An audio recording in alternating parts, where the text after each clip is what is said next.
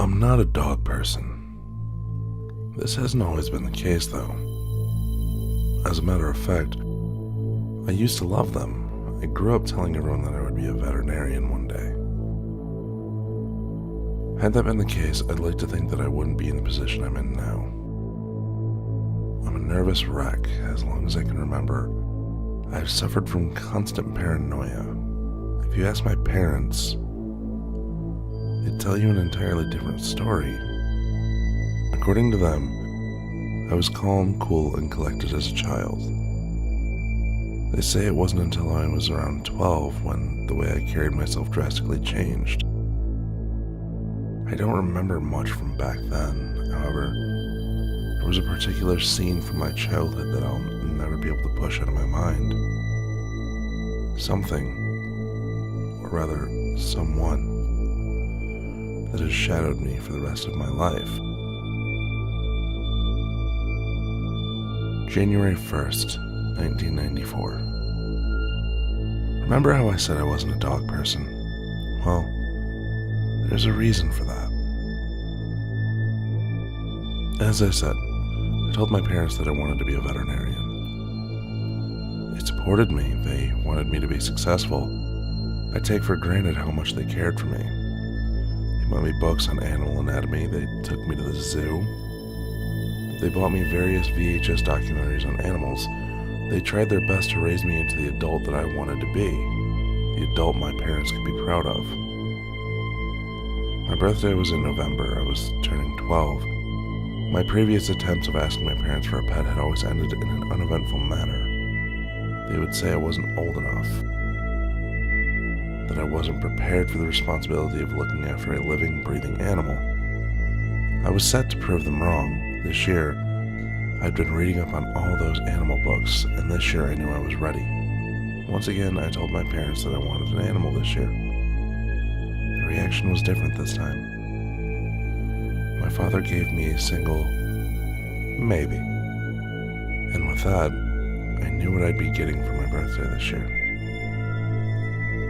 It was no surprise when I woke up the day of my birthday to a small puppy licking my face. I was thrilled. There my parents were, standing at my bedroom door, smiling warmly. They wished me a happy birthday and gave me a speech about how I needed to treat the dog the way I would any other living being. They provided me with dog food, bowls, and a leash. In that moment, I was the happiest I'd ever been in my life. That dog was my best friend. The time I spent with the dog was great. I was an only child, homeschooled. I was never really able to have interaction with people my age, not that I had a problem with doing so. My dog, who I'd named Theo, had steadily grown a bond with me over the course of a month. We bonded the way any other kid would with his dog. We went on walks, we played together, I bathed him, fed him, and overall trying to raise him the best I could, as my parents had done for me. Needless to say, my parents were impressed. Their opinion of me soon changed. It was January 1st, the beginning of a new year, and a new beginning for me. I woke up at around 10 a.m., a late start for me. I never actually made it to midnight on New Year's before. I felt like absolute shit. I was greeted in the kitchen by my mother, who had provided a delicious breakfast. My mother's cooking was stuff of legend. As I sat at the dining room table to eat breakfast, Theo greeted me from under the table and sat down at my feet. I slipped him some bacon, and he was delighted. My breakfast was cut short. One of my chores was to get the mail every day. As soon as I heard the familiar sound of the mail truck, I shot up out of my chair. One of my animal documentaries taught me about Ian Pavlov and his dogs. Funny how I didn't know I was being conditioned to react a certain way to the sound of that truck. I was still tired from last night. I fumbled towards the front door. I wasn't paying much attention, and as soon as I opened the door, Theo took off as fast as he could. I couldn't process what just happened. He had never done that before. I collected my thoughts and decided to go after him. I grabbed my jacket from the coat rack and ran outside. As soon as I stepped foot on my porch, I froze. Theo hadn't gotten far. He hadn't even left the front yard. The yard's exit was blocked by a man. This was the first time I saw him. The man looked straight at me. He didn't blink. I didn't know what to do or how to feel. At first I was grateful. He was the only thing standing between Theo and the rest of the world. He said nothing. Theo just looked up at him. He wagged his tail. He panted. It was as if the man didn't notice the dog was there. He just kept staring. I wanted to say something. I wanted to thank him. The way he was looking at me was as if he expected me to say something. I couldn't bring myself to. Without averting his gaze, he kneeled down and picked up Theo by the scruff of his neck. Theo whined. I wanted to tell him to put down my dog, but again I couldn't. I simply couldn't think of appropriate words. My mind was all a jumble. I couldn't move and I couldn't think straight. All I could do was watch. The man reached into his pocket, pulled out a knife, and cut the dog's throat in one quick motion. Blood spilled onto the snow-covered ground.